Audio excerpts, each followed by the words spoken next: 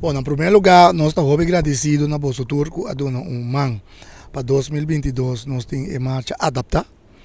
Nós estamos agradecidos no governo de Corsau, no grupo na líder do grupo, participante e muito especialmente a boa comportação que tem de público.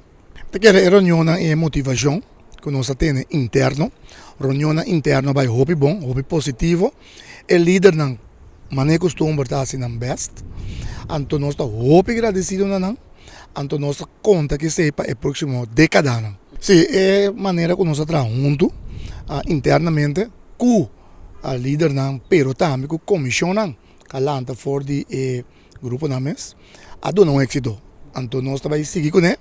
Então me quero saber 10 horas para o líder que dá o dia aqui vivo, passou também ter notícia.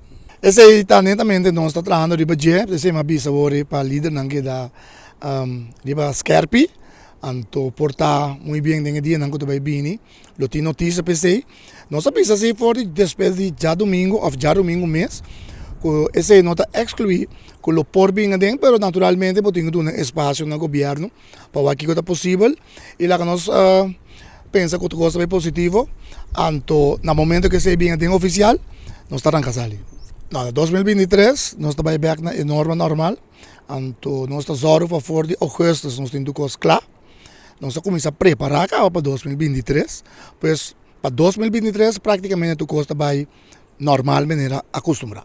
Pero por outra maneira nós temos bom feedback, nós temos feedback também de público, de prensa também, hope coisas que nós sim novo, turma está sim algo novo, está aqui também, então nós estamos agradecidos para a forma com entusiasmo nós estamos muito agradecidos nesse aí e dia mais na nome da Fundação Cultural Seguro Corsau, muito danke na governo de Corsau, na sector da cultura, na toda a ajuda nos sponsor que tem o último dia abrindo um fortíssimo, então nós estamos contentes por isso e vamos esperar que o trabalho junto aqui lo continue. Naturalmente o governo queda sempre partner de nós forte e nós estamos contentes com isso.